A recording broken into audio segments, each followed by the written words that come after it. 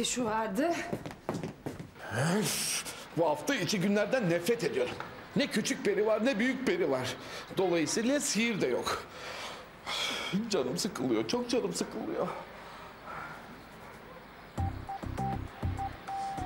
Ama bu durumu eğlenceli bir hale getirebilirim.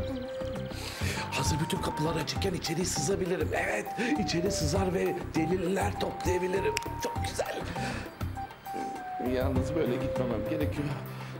Tepkili kıyafette fayda var. Çünkü beni öyle yakalarlarsa rezil olurum.